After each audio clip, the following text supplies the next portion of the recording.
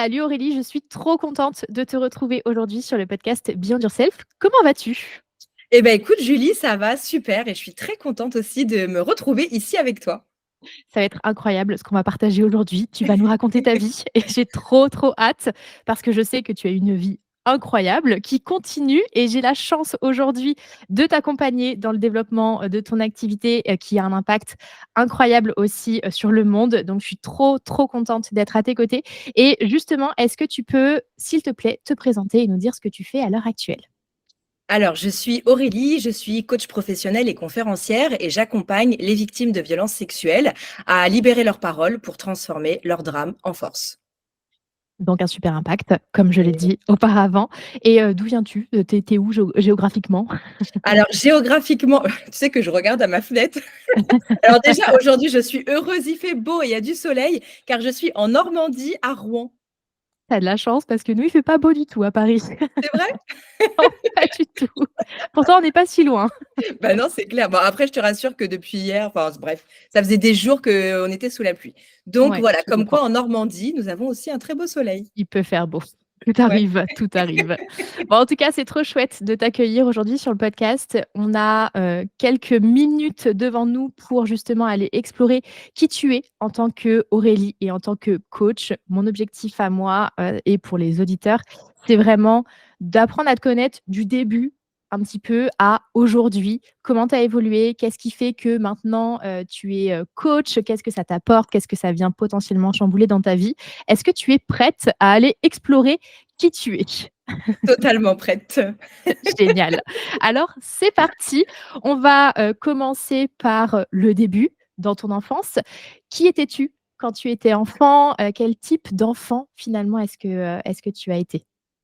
Alors, enfant, bien déjà, il faut savoir que je suis la seule fille au milieu de 3 garçons. J'avais 3 frères et en fait, quand j'étais petite, j'étais très grande. Le pédiatre annonçait même que j'allais mesurer 1,80 m. Faut savoir qu'aujourd'hui, je mesure 1,63 m. Mais quand Ouais, j'étais rien à voir. vraiment ça n'a strictement rien à voir, mais en maternelle et début de primaire, je faisais vraiment une tête de plus que tout le monde et c'est vrai que finalement, bah, petite, je l'ai quand même mal vécu, tu vois? De pas être comme les petites filles de mon âge et Mmh. du coup, d'être un peu plus grande donc bah, finalement, j'étais déjà dans ce côté de bah, OK, je suis différente, bah, je vais montrer aussi cette différence, pardon, et sans spécialement être dans une extravagance, mais bah, je vais me faire remarquer vu que je suis différente, bah, je vais pas rester dans mon coin derrière tout Mmh. le monde en fait.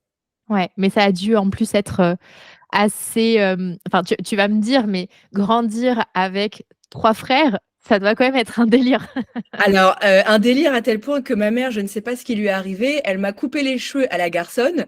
Ah ouais. Il y a quelques années, une de mes belles-sœurs a vu, bah, la en fait, je ressemble à un de mes frères et quand elle a vu la photo, elle fait: «Ah, bah, c'est Fredo déguisé en fille». Non, non, c'était moi, à un carnaval de l'école où en fait, bah, elle a confondu, mon frère avec moi. Donc, pour te OK. donner un peu, tu vois, le cliché Ouais. du truc, quoi. Ouais, clairement. Et du coup, tu étais, une enfant alors tu disais que tu voulais montrer que tu étais différente, Mmh. et c'était quoi, cette différence que tu mettais en avant? Comment est-ce que tu faisais justement pour sortir encore plus du lot en dehors de ta taille? Bah, plus sur le côté un petit peu, clown de service, tu vois? D'essayer justement, tu vois? Par des blagues, de vouloir essayer d'être drôle, tu vois? De me faire remarquer plus, plus comme ça. Petite, je ne sais pas parce que je n'ai jamais eu de fracture. J'ai une malformation sur mes 2 index. Bah, tu vois? Par OK. exemple, je faisais des, spectacles pour me faire mon argent de poche où je défiais les gens. Putain, j'aurais dû prendre ma pièce, tiens, où en fait je faisais tenir une pièce de 10 francs Ah et en oui. fait, si je réussis, tu vois, je faisais des défis avec les gens, je garde la pièce de 10 francs bien droite sur mon doigt, je garde ta pièce. Et en fait, je faisais mon argent de poche comme ça, quoi. Ah, c'est incroyable. Tu étais déjà, en mode vendeuse dans la cour d'école, quoi.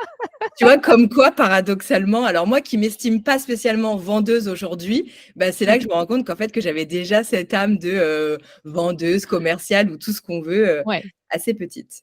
Mmh. développer une activité avec les moyens qu'on a sous la main, C'est ça, c'est le cas de le dire. c'est clair. Et justement, grandir avec 3 frères, c'était pas compliqué de faire ta place aussi? Parce que bon, alors je pars un peu dans les clichés, mais c'est quand même quelque chose qu'on reconnaît à l'heure actuelle. Les hommes, les enfants garçons peuvent avoir quand même une sacrée personnalité. Comment est-ce que toi, tu faisais justement pour te démarquer de cette fratrie? Sachant qu'en plus, comme tu disais, bah, ta mère a finalement voulu te mettre un peu dans le même moule en te coupant les cheveux de la même manière. Comment tu te retrouvais finalement, toi, en tant qu'Aurélie avec tes frères?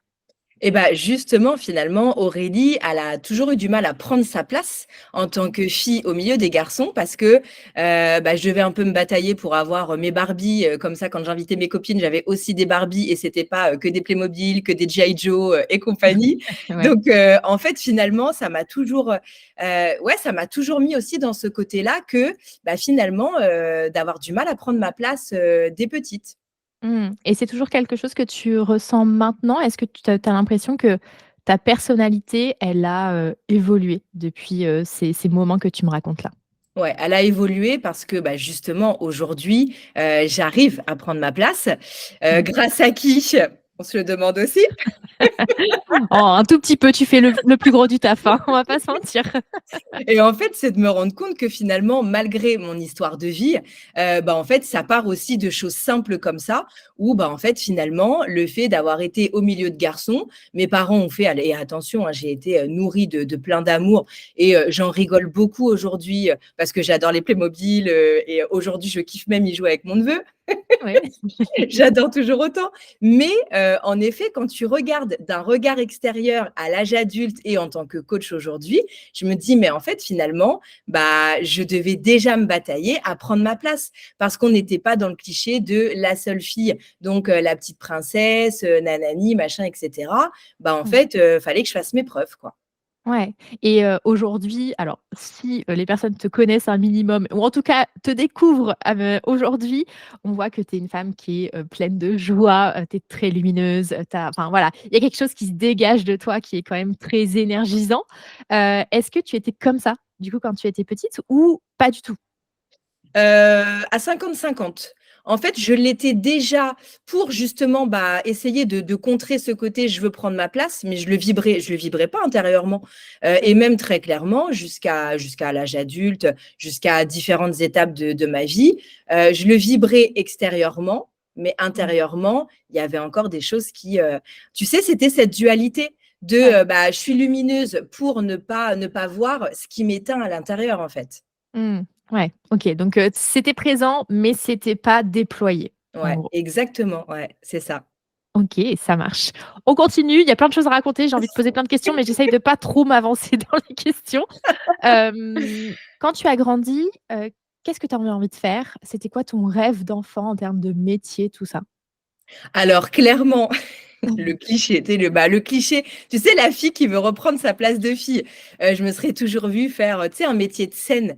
Tu Mmh. vois, le côté chanteuse, danseuse, le côté totalement rêveur et clairement, à l'adolescence, j'avais pas de métier, type lambda en tête et c'est vrai qu'au collège, j'en ai beaucoup souffert quand même. C'est que j'ai toujours été très bavarde, très, bah, sur ce côté-là et en fait, ce n'est pas que je m'intéressais pas aux études, mais en fait, quelque part, tu vois, j'étais un peu trop dispersée et bah, toutes mes années collège, là d'ailleurs, il y a pas si longtemps que ça, j'ai retrouvé un de mes bulletins de quatrième où c'était clairement écrit, Aurélie, faux-folle, agitée, trop bavarde. En fait, j'avais les avertissements pour le comportement à cause des bavardages et à chaque fois, on me répétait au conseil: «Bah, il y aurait pas les problèmes de bavardage, tu aurais les félicitations pour le travail» et en Mmh. fait, tu vois, c'est là que je me suis rendu compte aussi que finalement, au collège, on nous montre pas aussi, assez qui on est, ce qu'on peut faire et en fait, on veut déjà tellement nous mettre dans des cases. Bah, après, tu dois aller au lycée. Qu'est-ce que tu fais? Bah, ouais, mais en fait, je sais même pas ce que je veux faire.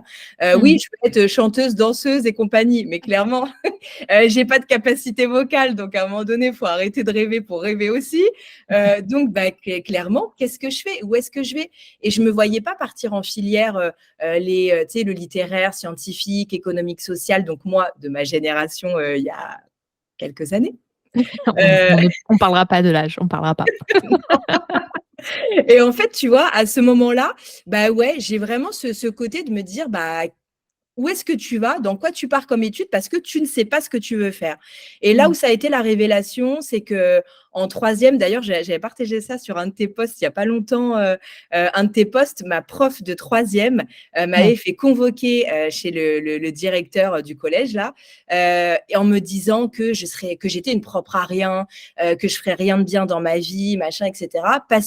Juste parce que j'étais trop bavarde et trop pipelette. J'ai Mmh. jamais été, perturbatrice, violente, agressive ou quoi que ce soit, avec mes professeurs ou mes camarades, mais juste parce que, j'étais trop bavarde, elle a eu des mots, mais d'une violence. Et tu Ouais. vois, à ce moment-là, ça m'a quand même mis cet électrochoc de dire: «Ah ouais, OK, bah, écoute, je vais te montrer que ouais, je sais peut-être pas ce que je veux faire de ma vie, mais bah, fais-moi confiance». Tu vois, j'aime bien ce côté un peu provoque des fois. Ouais. Bah, je vais te montrer le contraire, en fait. Et du coup, au lycée, j'ai intégré les filières, c'était les filières donc quand même dans la partie générale, mais plus commerciale et tertiaire. Et là, bah, vraiment, ça a été un épanouissement total parce que finalement, j'avais déjà ce sentiment d'être dans le bain, de l'activité du quotidien, d'apprendre des choses qui allaient me servir plus tard et d'arrêter de tu sais, quand on veut t'intégrer, le théorème de Pythagore, les machins et compagnie où en fait, tu sais, on te martèle avec ça, mais à quoi Ouais. ça va te servir dans ta vie plus tard, en fait? À rien. Et tu vois, j'étais déjà dans ce côté de si j'apprends quelque chose, je veux que ça me serve en fait. Et Mmh. finalement, tu vois, c'est là que j'ai compris que dès le collège, dès l'adolescence, j'étais déjà dans si je fais quelque chose, il faut que ça me serve. Et finalement, au lycée, c'est là que ça m'a beaucoup apporté d'être dans cette filière. J'ai d'ailleurs eu mon bac avec mention, donc comme quoi, tu vois, j'avais trop envie, tu sais, la gamine, d'aller Et revoir toc. la prof du collège. Et ben regarde, j'ai mon bac avec mention. Avec sur certaines matières les meilleures notes de l'académie. Enfin, j'étais trop fière. Mais parce que finalement, j'étais déjà dans le bain où j'avais eu des stages en entreprise. Tu vois, il y avait Mmh. eu vraiment, tu vois, ce côté concret, concret de la vie, tu vois. Ouais, mais par contre, on s'arrête, sur, la violence de ce type de propos quand tu t'adresses, déjà à des êtres humains de manière globale, mais en plus, tu t'adresses à des personnes, des enfants, des ados qui sont en train de se chercher et tu as ce type de discours. Mais franchement, alors s'il y a des, profs qui nous écoutent, arrêtez ce type de discours, c'est pas possible. Mais tu vois, ce qui est intéressant, comme tu dis, sur l'importance aussi d'aujourd'hui, d'écouter aussi les jeunes, c'est que quand on connaît après mon histoire de vie, finalement, en fait, l'inattention que j'ai eue au collège, Mmh. ça aurait peut-être pu être aussi des éléments d'alerte de se Ouais, dire, pourquoi elle est comme ça? Pourquoi elle a ce comportement? Et en ouais. fait, au lieu de m'enfoncer, avec des si, on referait tout un monde, mais peut-être qu'on aurait compris, ce qui m'était arrivé, à mes 10 ans, en fait. Et justement, on va en parler maintenant. Qu'est-ce qui t'a poussé à devenir coach, notamment pour les personnes qui sont victimes de violences sexuelles? Alors du coup, moi-même, en fait, à l'âge de 10 ans, j'ai été, violée par, un membre de ma famille. J'ai été victime d'inceste, du coup, ça a duré plusieurs mois, plusieurs reprises et cetera. C'était quelqu'un de très influent dans ma famille, donc bien évidemment, tu te dis toujours, «On me croira pas» et cetera et surtout, j'ai connu, en fait, tout ce qui est emprise et manipulation et d'avoir réussi à me faire croire que, tout ce qui s'était passé était normal, que c'était le petit secret, machin, et cetera, et cetera. Et en Mmh. fait, finalement, d'avoir vraiment réussi à me convaincre quand j'étais gamine que finalement, c'était peut-être aussi de ma faute, qu'il y avait peut-être une normalité dans ce qui s'était passé et après tu fais enfouir tout ça. Sauf que, la vie a fait qu'à un moment donné, notre mental est assez puissant pour te protéger de certaines horreurs et j'ai fait ce qu'on appelle une amnésie traumatique. Mmh. C'est-à-dire que mon inconscient a vraiment, en fait, été masquer ce qui m'était arrivé. Par contre, mon inconscient a toujours bien, conscientisé ce qui m'était arrivé et c'est comme ça que finalement j'ai surdéveloppé, ce côté de: «Allez, je vais montrer ma joie, ma bonne humeur, mon dynamisme et finalement je vais aller Mmh. montrer tout ça pour moi-même éteindre, toutes les horreurs que j'avais vécues, en fait». Ouais, ça te permet de compenser Ouais, finalement, ce qui s'était passé et carrément. alors je connais très peu, ce principe-là d'amnésie, traumatique.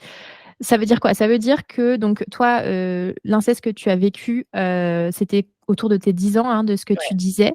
Est-ce que c'est immédiat, cette amnésie? Donc est-ce que ça veut dire que, à partir de la fin de ce que tu as vécu, ça s'est mis en place? Je ne sais pas si j'utilise les bons termes, mais je suis désolée si c'est pas le cas, mais Faut est-ce que faire ça s'est simple. déclenché, tu vois, tout de suite? Comment ça fonctionne, en fait? Est-ce que ça vient tout de suite te sauver ou est-ce qu'il y a un laps de temps quand même, qui se passe? Alors c'est en fait tout va être propre vraiment à chacun. Ça peut se déclencher aussitôt parce que ça va être un Mmh. mécanisme de défense en fait Ouais. et comme des fois, ça peut prendre en fait, quelque temps.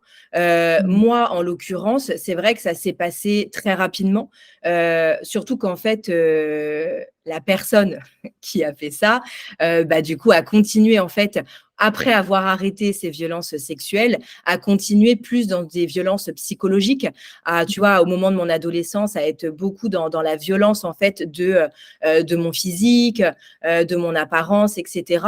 Et donc en fait finalement, aussitôt, mon cerveau m'a protégée.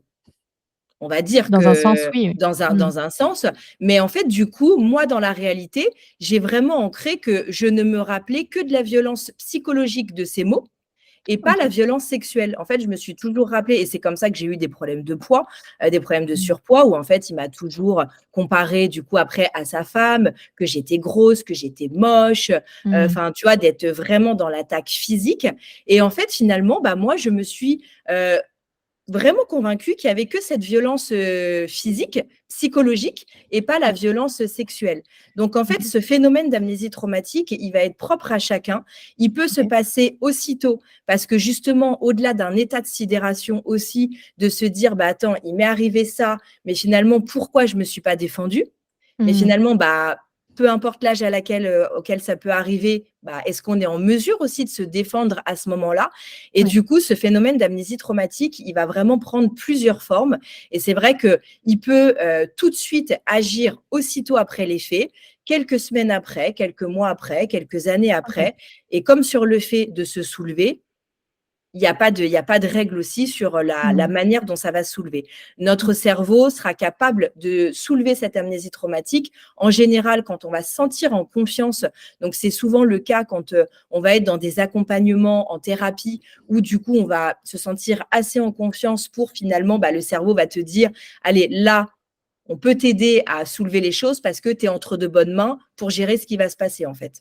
OK, et toi, tu l'as levé quand, le voile? En 2019. En 2019 où en OK. fait, quand j'ai entamé une thérapie, parce que clairement sur le papier, j'avais tout pour être heureuse. J'avais mon entreprise, tout fonctionnait bien, toujours que des compliments sur, mon physique, ma personnalité, machin, nanani et cetera. Mais concrètement, ma vie amoureuse était catastrophique.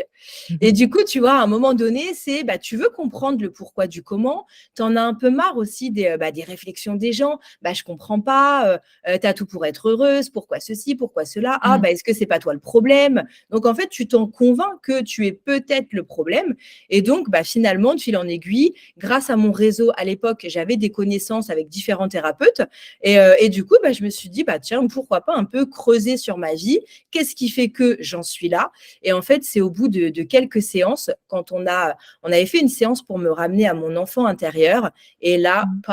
le flash est remonté, j'ai la chair de poule, Mmh. le flash est remonté où en fait, bah, j'ai vu cette petite fille, bah, Mmh. qui était là en totale alerte de demande d'aide et de protection, en fait.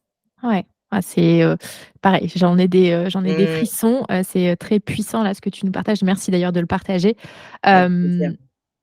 Comment tu as fait pour travailler dessus? Parce que ça doit être quand même un certain raz-de-marée une fois que tu as Mmh. ce voile, qui se lève. Hem, c'est que quels ont été tes réflexes?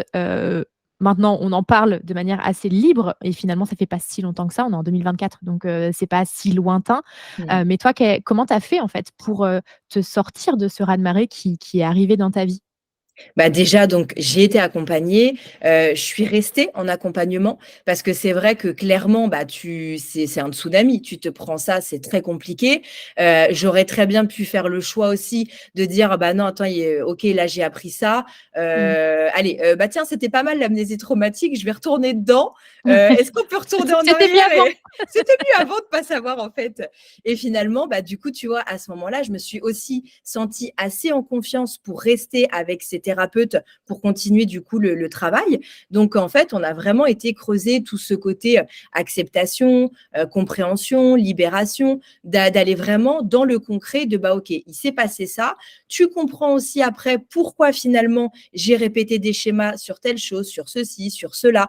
Donc en fait, le fait d'aller comprendre aussi ce qui t'a malheureusement du coup induit sur des choses désagréables de ta vie, bah, tu as enfin l'explication que c'était à cause de ça.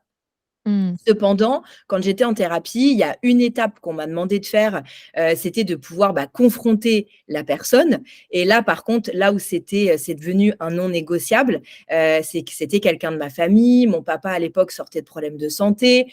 Je m'étais dit: «Bah, justement, en fait, bah, là, techniquement, ça fait plus de 30 ans bah, que tout ça est bien caché, bien dans une petite boîte. Bah, pourquoi aller mettre toute ma famille dans la souffrance? Mmh. Bah, après tout, je suis forte, je suis courageuse et tout ce qu'on veut, bah, je vais continuer de supporter ça toute seule et puis, on en arrête là, en fait. Et à Mmh. ce moment-là, je me suis vraiment convaincue que j'étais, bah, capable de vivre avec ce secret, cette fois-ci bien en conscience, donc d'avoir compris aussi pourquoi cette personne, j'avais quand même beaucoup de mal aussi à la voir, Ouais. pourquoi j'étais toujours en colère quand je le voyais, pourquoi il y Mmh. avait toujours quelque chose. Et par contre, bah, à ce moment-là en thérapie, j'étais au clair que, bah, non mais stop, c'est bon, j'ai compris, j'ai machin. Ah ouais, ouais, ah, ça m'a fait beaucoup de bien. Donc, même souvent, je parlais de ces thérapeutes-là, donc sans raconter mon histoire, je suis ah ouais, ouais, non, mais c'est bien hein, parce qu'on comprend des choses sur sa vie, nanana. Mais bullshit, Ouais. bullshit, parce qu'en fait, à ce moment-là, j'avais été sur la première étape d'acceptation et de libération, mais pas du tout sur la suite. Et en Mmh. fait, finalement, j'ai vécu bah, une deuxième partie de descente aux enfers, c'est que bah, là, cette fois-ci, d'avoir conscience de ce qui s'était passé. Quand je voyais cette personne, je m'en rendais malade. Clairement, bah, peu importe la période de l'année, je me tapais des gastro, des états nauséeux. Enfin, en fait, j'étais tellement mais écœurée et dégoûtée de le voir que je m'en rendais vraiment malade physiquement, en fait. Ouais. Donc, petit à petit, j'ai commencé à m'écarter de ma famille, à toujours le faire bah, avec tact, avec tu sais, mon plus grand sourire. Je travaille, j'ai ceci, j'ai cela, quand des fois, j'étais toute seule chez moi, en fait, Ouais, parce tu que je camoufles. savais que je ne voulais pas le voir, en fait. Donc, Ouais. tu camoufles, mais c'est là qu'en fait, tu viens cumuler des non-dits, des non-dits, des non-dits dans ta famille, parce qu'en face, on commence bien quand même à sentir que, bah, attends, Aurélie, elle est bizarre, Aurélie, il y a quelque chose.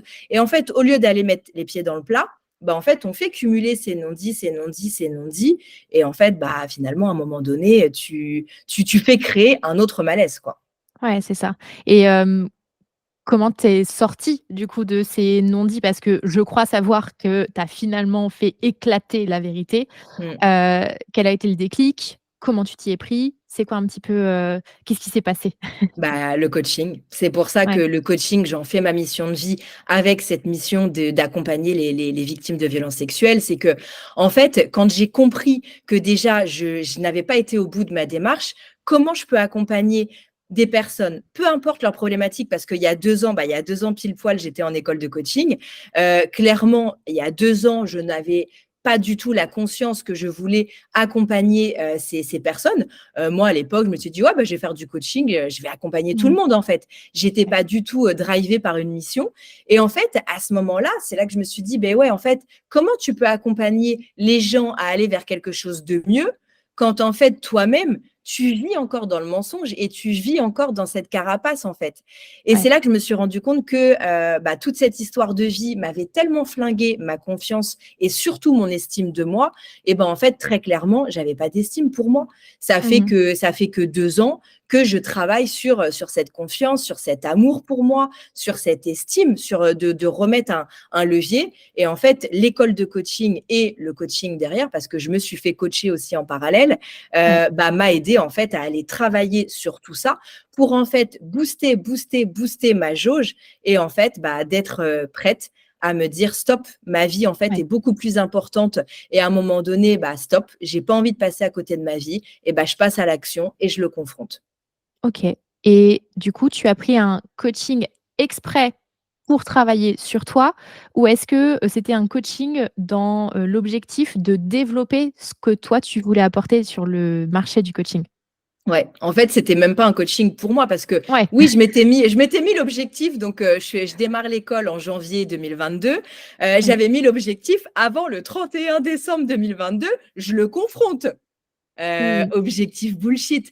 C'est que oui, tu as mis, la date, nanani machin, mais en fait, 31 décembre, ouais, OK, donc je savais que c'était dans l'objectif 2, mais j'avais clairement pas pris un coaching pour la Ouais. libération OK. et c'est pour ça, en fait, finalement, qu'aujourd'hui, j'en fais aussi cet accompagnement. C'est que, bah, tout simplement, le fait d'avoir compris qui j'étais, d'avoir des outils qui t'apportent à te donner de la Mmh. force, qui t'apportent en fait à comprendre qui tu es, ce que tu veux plus, et ben en fait finalement, bah, ces outils-là vont t'aider à réaliser ça, ça, ça, ça, ça. Et en fait, c'est là que je me suis rendu compte que bah en fait, juillet 2022, quand je m'y attendais pas du tout, bing, ah bah tiens, je suis prête et je m'en étais pas rendu compte quoi. Mmh. Ouais, trop bien. Franchement, bravo parce que c'est un parcours du combattant clairement que tu Mmh. as mené et je pense que, même pendant cette amnésie traumatique, tu as quand même vécu le parcours du combattant parce que tu as une partie de toi qui cache quelque chose et qui se met en mode survie, quoi. C'est vraiment ça, de Ouais. manière inconsciente, finalement, tu as un mode automatique qui s'active et qui vient te protéger et tout ce que tu mets en place dans ton quotidien sans t'en rendre compte, c'est fait pour que tu t'en sortes, finalement. Donc franchement, Ouais. bravo pour ce parcours, c'est totalement fou. Hem et si je comprends bien, tu t'es dit alors ça fait un peu sauter du coq à l'âne, je suis désolée, mais du coup, je suis mon instinct aussi par rapport à ça, mais en gros, tu t'es dit: «Le coaching, c'est un truc qui me parle». Alors tu étais dans le bien-être auparavant, après bam, le coaching, c'est un truc qui me parle, donc je vais me lancer là-dedans. Ça me permet en plus, moi, de d'aller plus loin dans l'acceptation de ce qui s'est passé dans mon histoire. Hem, à quel moment tu te dis: «OK, je voulais être coach et finalement, bah, c'est peut-être mon moyen à moi d'accompagner des personnes qui ont vécu ce que moi j'ai vécu». C'est quoi le truc qui t'a fait vraiment, déclic, pour te positionner sur l'accompagnement des victimes de violences sexuelles? Alors, bah, le déclic, c'est de me rendre compte que moi-même, j'étais en train de libérer plein de problématiques que j'avais dans ma vie, où en fait, j'étais persuadée que, bah, ça faisait partie de moi, c'était comme ça et puis basta, en fait. Et Ouais. finalement, petit à petit, des peurs que je débloquais, alors quand je dis tout seul, on se comprend avec, les guillemets du tout seul, mais en fait, le fait de ne plus avoir de carapace, d'avoir, eu donc osé parler à mes proches, qui m'aient cru, que j'ai plus besoin d'en faire des tonnes pour être crue et qu'en fait, bah, juste en ayant dit les mots, bah, en fait, on m'a fait confiance. Et bah, tu vois, ça, plus ça, plus ça, plus ça, et ben en fait, je me suis dit, oh putain, bah, tu sais, enfin, purée, dans mon, Oh, on fait comme chez toi ici. dans mon quotidien, je me suis dit: «Ah ouais, bah, tu remarqué que ça, t'as dépassé ça, t'as dépassé ça, t'as dépassé ça». Donc en fait, c'est quand j'ai vu que dans ma vie à moi, je débloquais des choses juste par le fait de cette libération et de cette confrontation, je me disais: «Ah OK». Et en Mmh. fait, de base, j'ai vécu un premier échec entrepreneurial donc sur cette reconversion de coaching où j'avais voulu développer un projet qui n'a pas fonctionné. Mmh mh. Et en fait, quand j'ai vu aussi ma capacité à rebondir derrière cet échec, de pas me descendre, de pas me rabaisser, de pas encore une fois aller dans l'auto-sabotage de, «Ah, tu vraiment nul, machin». C'est de te dire: «Attends, bah, en fait, finalement, est-ce que c'est vraiment ça qui allait t'animer?» Parce qu'en Mmh. fait, est-ce qu'il t'est pas arrivé quelque chose de plus ouf quand même dans ta vie et qui là est en train de changer radicalement ta propre vie? Et c'est là qu'en fait, j'ai eu cette étincelle de me dire, bah, en fait, ce que moi, je suis en train de faire switcher dans ma vie et en fait, Mmh. d'arrêter d'être dans le côté, tu as vécu ça, bah, toute ta vie, tu vas devoir vivre avec ce bullshit. Bah, en fait, non, tu es en train de Mmh. l'expérimenter dans ta propre vie qui a réellement un avant-après. Bah, en Mmh. fait, va l'exploser. Bah, tu vois, c'est le lapsus est là, c'est que va l'exposer pour exploser aussi Mmh. les non-dits sur les violences sexuelles qu'à un moment donné, bah ouais, tu as vécu ça, il y a rien ni personne qui va le changer. Par Mmh. contre, tout l'état d'esprit derrière, il se travaille réellement, en fait. Mmh. Tu as une capacité de prise de recul et de résilience qui est quand même très, très forte par rapport à ce que tu m'exposes. En tout cas, je le ressens là, j'ai une vague qui se met en face de moi. C'est assez incroyable. Donc franchement, bravo parce que, Merci. c'est déjà la résilience, c'est pas toujours facile, mais Mmh. avec une telle puissance, c'est pas on le voit pas tous les jours. Donc franchement, bravo pour ça.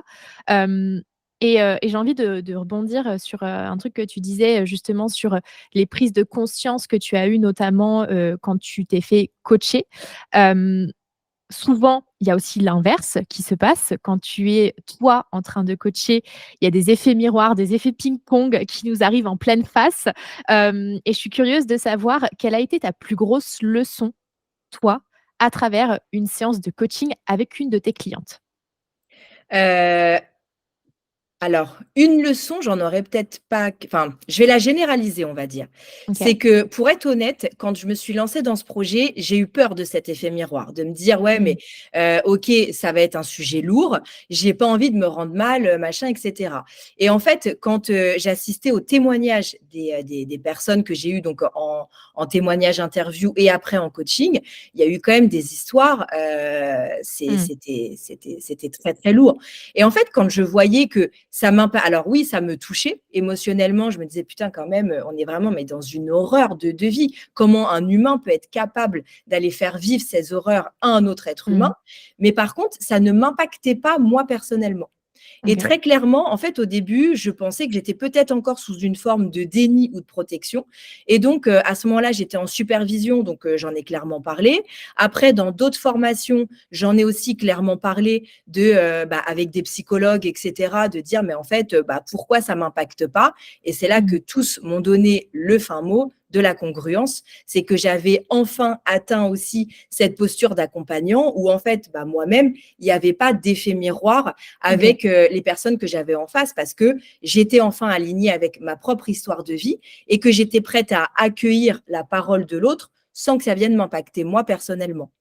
Et en OK. fait, là où j'ai été pour vraiment répondre à ta question, c'est que là où j'ai vu que j'étais, ouais, qu'il n'y avait pas cet effet miroir négatif, c'est qu'en Mmh. fait, toutes les personnes que j'ai accompagnées aujourd'hui, aucune n'a vécu la même libération.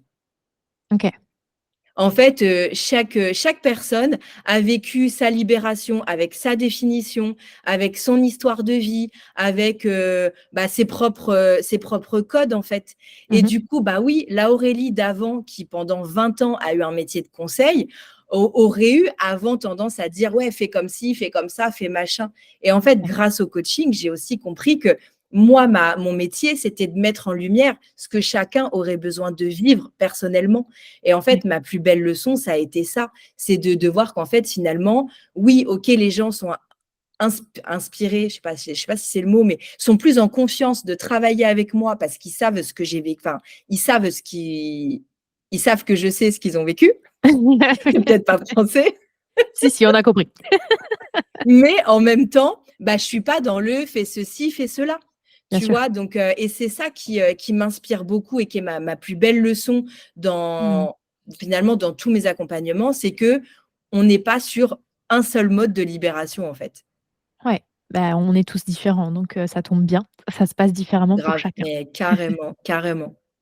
Trop chouette, merci pour cette réponse et depuis que tu es devenue coach, alors toi, ça au début, ça a eu cet effet très libérateur finalement pour avancer dans ta propre histoire, mais en tant que posture de coach par rapport à ton entourage, est-ce que tu as vu un impact, le fait, justement que tu sois coach? Ouais, il y a eu un impact sur plusieurs casquettes. La première positive, c'est que ça a donné envie à certains de mes proches de eux-mêmes se faire accompagner. OK. Donc ça a été vraiment une très, très grande fierté, pour eux, en fait, justement de aujourd'hui, moi, ça me nourrit. Je peux pas accompagner, les gens de ma famille, mon entourage proche, mais qu'en fait, eux-mêmes aient cette envie parce qu'ils ont vu mon parcours, ouais, aujourd'hui, c'est une très belle motivation, un bel exemple. Après, j'ai clairement eu un cercle autour de moi qui a changé. Qui OK. a changé où en fait, par le coaching, certains, me voient peut-être un peu, tu sais, comme la psy, tu sais, Mmh. qui est capable de voir, tu sais, de voir le C'est derrière, quoi et après ce qui est un peu vrai, c'est que grâce au coaching, j'ai développé mon intuition. Dans mes outils, j'utilise l'énergétique qui m'aide aussi à développer mon intuition et c'est mmh. vrai qu'aujourd'hui, j'ai un radar malgré tout, sur des gens qui, peuvent peut-être, un peu user d'emprise et de manipulation et en fait, je Mmh. me suis rendu compte que dans mon entourage, il y a des gens qui abusent peut-être un petit peu d'emprise et de manipulation. Et en Mmh. fait, bizarrement, tu vois, les connexions ne se font plus. Ouais, enfin bizarrement ou pas. Hein, ou pas, ou pas, ou pas. Mais mais c'est quand même fou, je te rejoins totalement, le nombre de personnes quand tu dis que tu es coach et que tu travailles dans le coaching, pas coaching sportif, parce que généralement quand tu dis que tu es coach, le premier Ouais, réflexe des gens, c'est de dire: «Ah, tu es coach sportif». Ah, pas du tout, rien à voir, rien à voir les gars. c'est clair, c'est clair. Mais un des premiers réflexes aussi, c'est de dire, «Ah ouais, donc en fait là, quand je te parle, tu es en train de m'analyser». Bah, Pas du tout. exactement, ouais, c'est ça. Alors que, bah, non, parce qu'en fait, moi aussi, là, on est en train de prendre un verre, on est au Mais ouais, resto, on est en soirée. J'ai débranché, en fait, donc ouais, c'est clair, hein, j'ai pas que ça non, à faire. mais c'est clair, c'est clair. Clairement. Et est-ce que le regard des autres a changé depuis que tu es coach? Alors, c'est un peu, sur, un double aspect parce que, tu es coach sur un, domaine bien particulier, quelque chose que toi tu as vécu. Donc j'imagine que peut-être le regard des gens a pu changer, sur le fait à la fois que tu sois coach, mais qu'en plus tu parles ouvertement de ton histoire. Est-ce que tu as ressenti soit, enfin un changement dans le regard de l'autre par rapport à ces 2 aspects ou pas du tout? Ouais, ouais, ouais, j'ai quand même ressenti quelques changements, où en fait je me prends encore à l'heure d'aujourd'hui des réflexions. Non mais là, ce que tu affiches sur les réseaux, c'est vraiment Mmh. vrai ou pas? Parce que, pour moi, c'est pas possible, on peut pas se relever, de ce que tu as Mmh. vécu. Est-ce que tu es pas en train de faire véhiculer une mauvaise image, Mmh. juste pour vendre tes coachings? Très Mmh. clairement, mot pour Ah, mot, on c'est m'a chaud. sorti cette violence-là, en fait. Et ce que j'adore, tu parlais d'effet miroir tout à l'heure, c'est qu'avant, bah, Aurélie, elle aurait été tout de suite, tu sais, le petit chien là qui vient tout de C'est suite ça, défendre son territoire et le d'aller petit caniche. justifier. Non mais grave, c'est le caniche qui vient tout de suite défendre son territoire et se justifier. Et en fait, à ce moment-là, je comprends que la personne en face, quand elle me dit ça, elle Mmh. parle pas de moi en fait. Elle parle juste elle-même de ses peurs, de ses limites qu'elle se met dans sa vie. Et en Mmh. effet, bah, même sans avoir vécu la même chose sur des violences sexuelles, mais peut-être sur d'autres violences qu'elle a pu subir, bah, en fait, de ne pas y croire que, bah, à un moment donné, c'est possible de vivre mieux Mmh. après avoir connu l'horreur.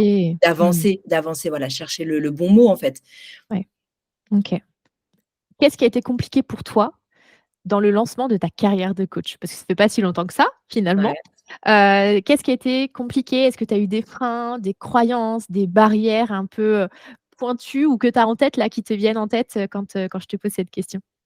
Alors, très clairement et donc c'est comme ça que j'ai fait appel à vous, très chère, il y a quelque temps. Oui, Heu bonsoir. Et c'est là qu'en fait, enfin là où c'est oufissime, c'est que même si donc, je suis très à l'aise maintenant pour parler du sujet, enfin vraiment c'est là que je me rends compte que, bah, plus j'en parle et plus je suis libérée d'en parler. Par contre, bah, tu vois le fait de, cette notion donc de prendre ma place, cette notion justement, bah, d'affirmer mes positions et ben, en fait, tu vois, il y avait encore quand même une partie de moi de: «Fais pas trop de bruit, prends pas trop de place». Tu vois, il y avait encore quand même ce côté-là, que je ne pensais pas. Pourtant, Mmh. j'étais tellement persuadée grâce à mes premiers coachings d'avoir dépassé ces peurs et ben, en fait, je me suis rendu compte que, bah, finalement, je m'étais tellement construite avec ces peurs qu'il y avait encore, quelques carapaces à aller péter et en fait, très clairement, c'est ce qui a freiné le début de mon lancement d'activité. Après, j'ai toujours été drivée aussi par, ça fait, bah, je vais entamer ma 11e année d'entrepreneuriat.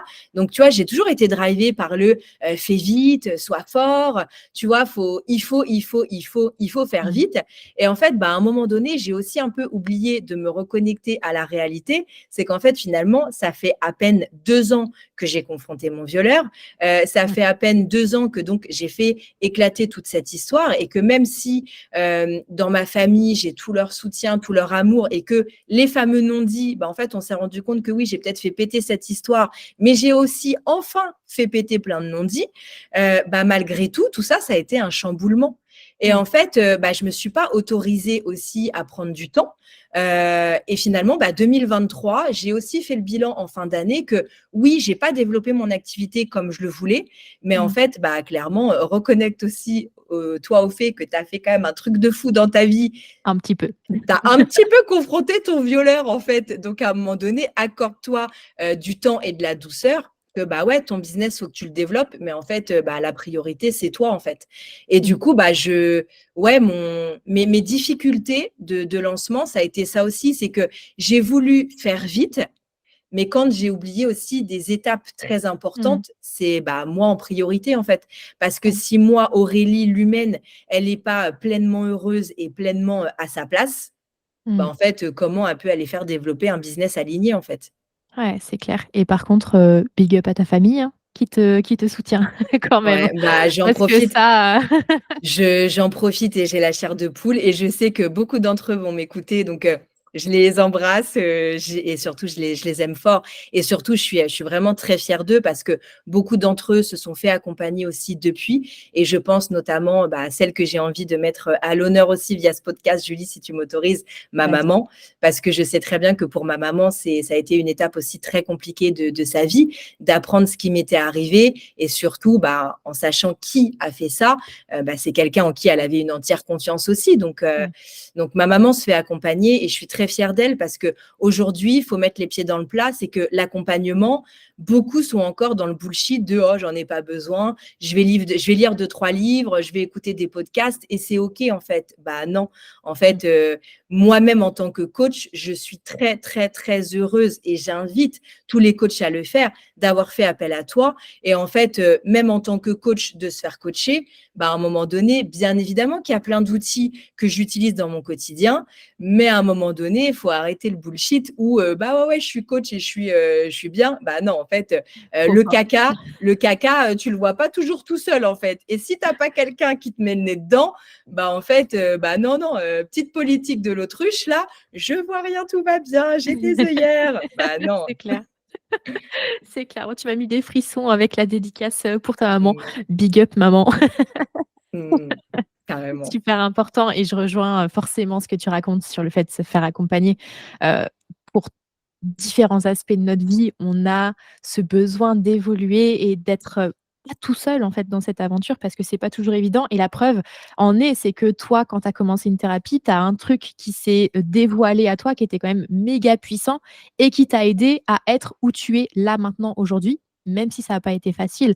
Mais, tu l'as pas fait toute seule et ça, c'est Mmh, super important de le souligner. c'est clair. Hem et par contre, toi, dans ta posture de coach, comment est-ce que tu entretiens cette posture de coach? Est-ce que donc depuis que tu t'es formée en 2022, est-ce que tu as fait d'autres formations? Est-ce que tu as, des outils? Donc tu parlais de l'énergétique tout à l'heure. Comment tu fais, en fait, pour te maintenir à flot en tant que coach? Formation, livre, podcast, c'est quoi un peu, tes outils de prédilection? Alors 2023, j'ai continué en fait à peaufiner aussi mes formations et en fait là 2024, je me suis dit aussi: «Ah stop!» parce qu'à un moment donné, c'est de tomber aussi c'est là que tu te rends compte que, tu sais, tu veux tellement surtout là, vu que je suis sur un sujet, Mmh. où clairement beaucoup m'attendent au tournant parce qu'on est encore dans un cliché où les violences sexuelles, c'est que les psychologues qui peuvent accompagner du Ouais. coup, les personnes. On est encore dans ce cliché. Donc du coup, tu vois, j'avais besoin d'asseoir ma légitimité, très Mmh. clairement.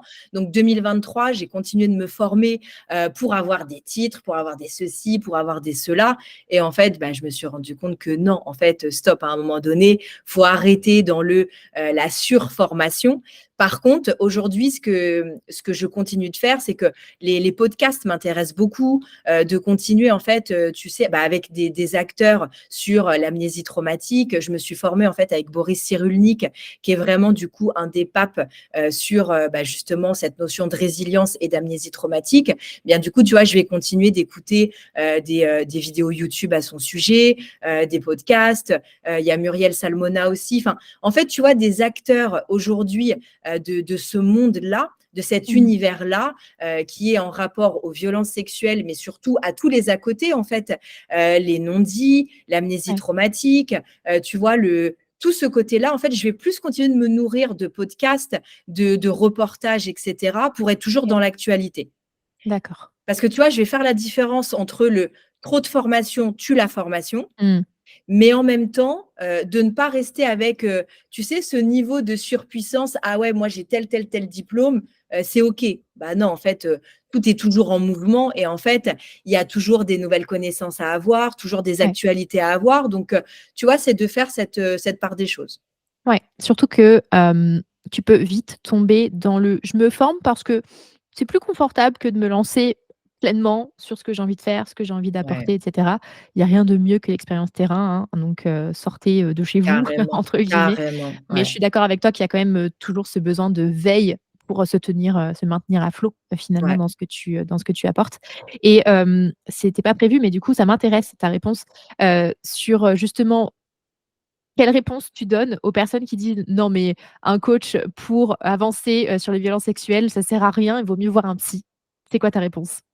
Eh bien, ma réponse et ça, énorme dédicace à tous les psys, du monde entier parce que tout le monde n'est pas dans le même panier. C'est qu'en fait, il faut quand même savoir que j'ai vu 2 psys dans ma vie.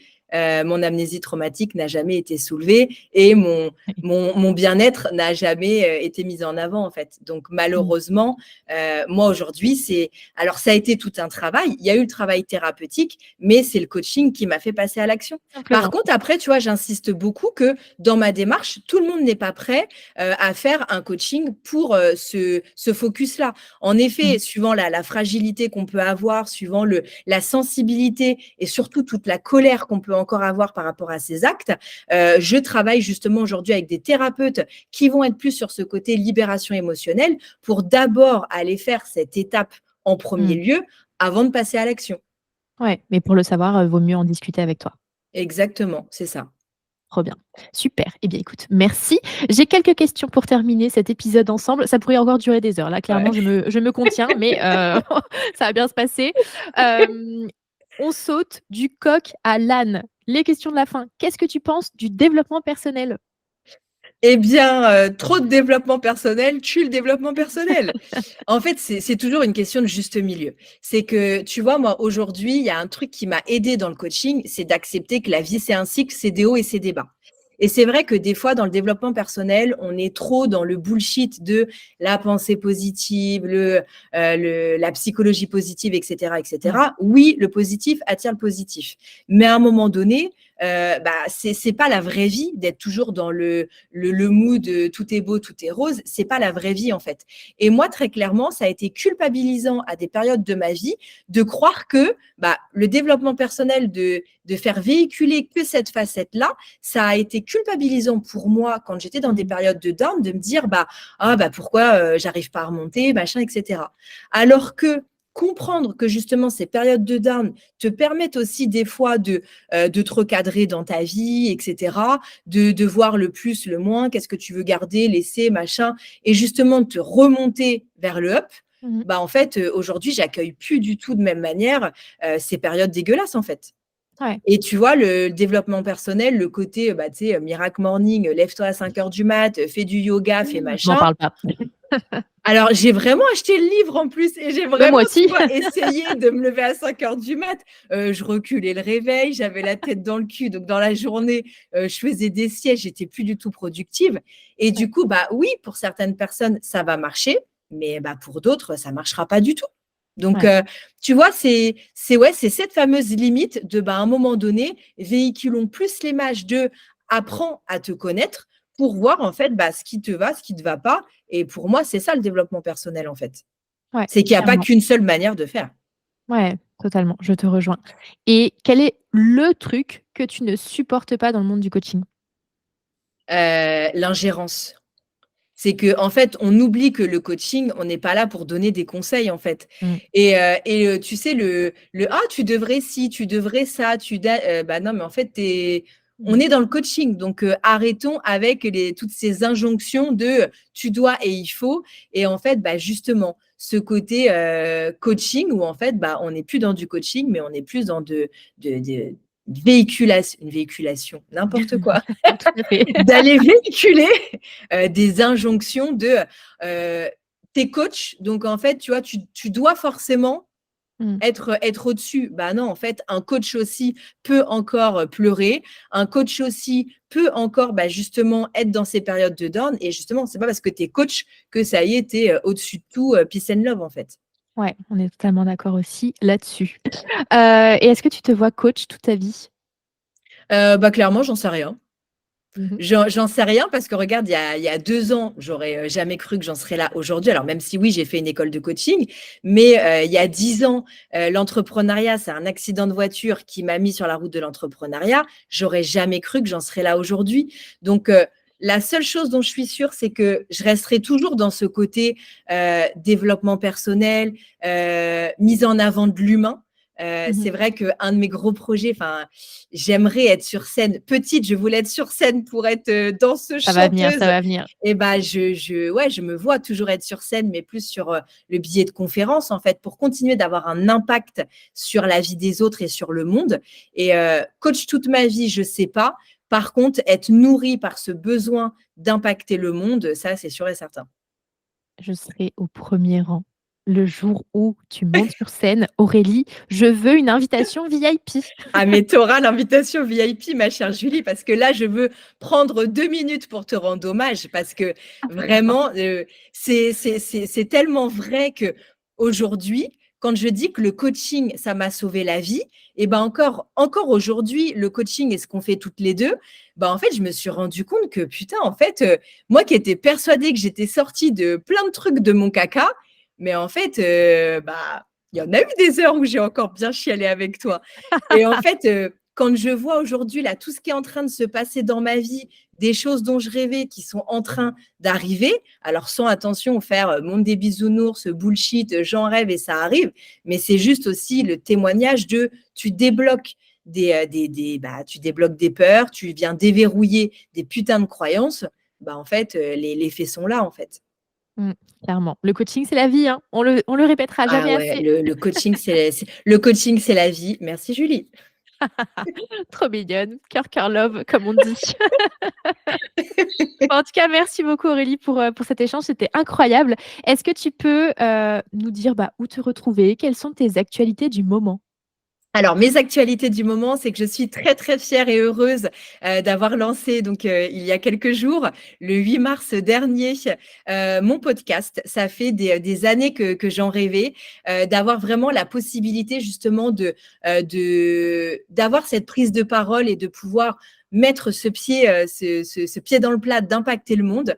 Donc, mon podcast Renaissance, qui porte le même nom que mon programme de base avec justement ce message pour les victimes de violences sexuelles de renaissance, parce que c'est vraiment ce que tu vis après une libération.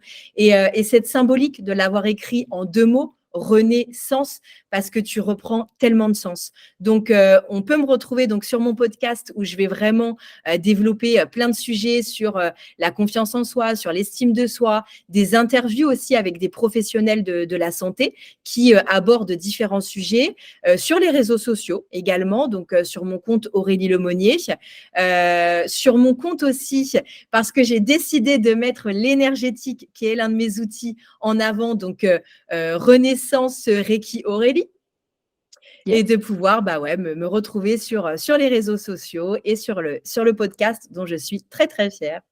Je mettrai de toute façon toutes, les informations dans la description, comme ça on est sûr de pas te manquer. En tout cas, encore merci Aurélie, merci de m'avoir partagé ton histoire. C'était important, que tu viennes sur ce podcast parce que je soutiens tellement, ce que tu fais. Je suis mais honorée fois 3000 de bosser avec toi pour t'aider justement à avoir cet impact sur le monde. Donc merci du fond du cœur de me faire confiance en tant que coach et merci du fond du cœur d'avoir partagé ton histoire parce que je suis certaine que ça peut inspirer, que ça peut inspirer à devenir coach, mais ça peut inspirer aussi à travailler sur soi pour aller mieux, pour avancer, pour progresser. Et c'est un message qu'on passe toutes les deux et qui était important de rendre encore plus puissant sur cet épisode de podcast. Donc merci, merci, merci. Mille merci à toi aussi, Julie. Merci pour tout, Julie. C'est gentil. En tout cas, on se retrouve peut-être, un jour, hein, sur le podcast ou sur ton podcast Aurélie, sait-on jamais, Avec pour grand un plaisir. nouvel épisode et puis on se retrouve, nous, la semaine prochaine pour un nouvel épisode. Ciao!